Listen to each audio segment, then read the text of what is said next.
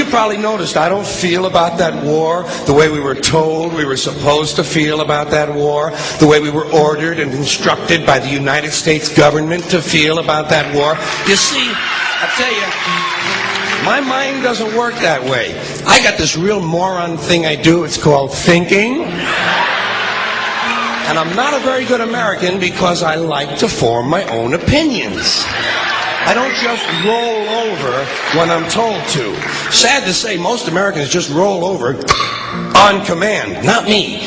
I have certain rules I live by. My first rule, I don't believe anything the government tells me. Nothing. Zero. Nope.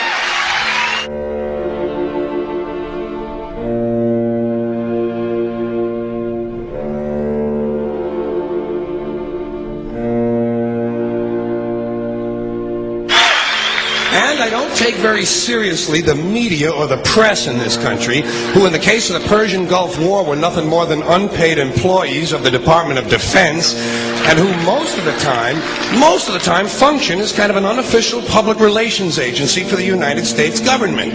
So I don't listen to them. I don't really believe in my country. And I gotta tell you folks, I don't get all choked up about yellow ribbons and American flags. Now, to balance the scale, I'd like to talk about some things that bring us together. Things that point out our similarities instead of our differences. Because that's all you ever hear about in this country is our differences. That's all the media and the politicians are ever talking about, the things that separate us, things that make us different from one another. That's the way the ruling class operates in any society. They try to divide the rest of the people. They keep the lower and the middle classes fighting with each other so that they, the rich, can run off with all the fucking money. Fairly simple thing, happens to work. You know, anything different, that's what they're going to talk about. Race, religion, ethnic and national background, jobs, income, education, social status, sexuality, anything you can do, keep us fighting with each other so that they can keep going to the bank. You know how I describe the economic and social classes in this country? The upper class keeps all of the money, pays none of the taxes.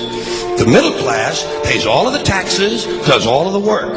The poor are there just to scare the shit out of the middle class. Keep them showing up at those jobs.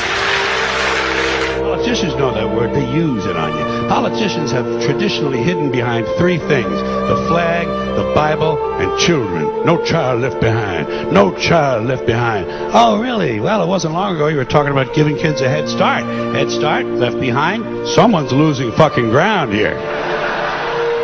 But there's a reason. There's a reason. There's a reason for this. There's a reason education sucks, and it's the same reason that it will never, ever, ever be fixed. It's never going to get any better. Don't look for it. Be happy with what you got. Because the owners of this country don't want that. I'm talking about the real owners now. The big, the wealthy, the real owners, the big wealthy business interests that control things and make all the important decisions. Forget the politicians. They're irrelevant. The politicians are put there to give you the idea that you have freedom of choice. You don't. You have no choice. You have owners. They own you. They own everything. They own all the important land. They own and control the corporations. They've long since bought and paid for the Senate, the Congress, the state houses, the city halls. They got the judges in their back pockets, and they own all the big all the big media companies. So they control just about all of the news and information you get to hear. They got you by the balls. They spend billions of dollars every year lobbying to get what they want. Well, we know what they want. They want more for themselves and less for everybody else. But I'll tell you what they don't want. They don't want a population of citizens capable of critical thinking. They don't want well-informed, well-educated people capable of critical thinking. They're not interested in that. That doesn't help them. That's against their interest. That's right. You know something? They don't want people who are smart enough to sit around the kitchen table and figure out how badly they're getting fucked by a system that threw them overboard 30 fucking years ago. They don't want that. You know what they want? They want obedient workers. Obedient workers. People who are just smart enough to run the machines and do the paperwork, and just dumb enough to passively accept all these increasingly shittier jobs with the lower pay, the longer hours, the reduced benefits, the end of overtime, and the vanishing pension that disappears the minute you go to collect it. And now they're coming for your Social Security money. They want your fucking retirement money. They want it back. so they can give it to their criminal friends on Wall Street. And you know something? They'll get it. They'll get it all from you sooner or later, because they own this fucking place. It's a big club, and you ain't in it. You and I are not in the big club.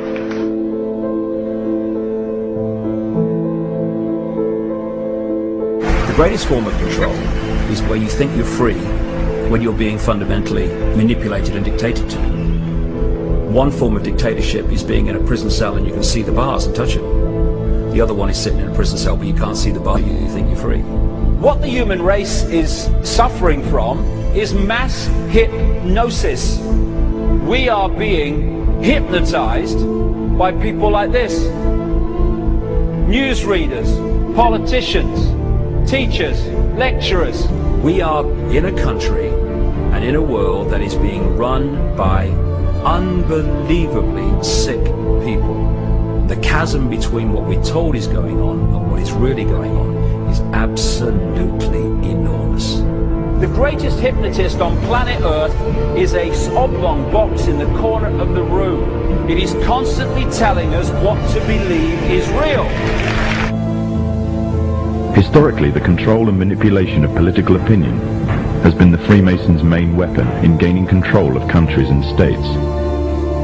Once in control of the rulers and politicians of a country, laws and political structures could be changed in accordance with their agenda. However, since restricting the body does not necessarily mean restricting the mind, the Freemason recognizes that their plan for a global government hinges completely on subduing the masses to their agenda, and thus eliminating opposition to their cause. And the greatest threat to their plan, posing more danger than any army or law, is the threat of a free-thinking mind.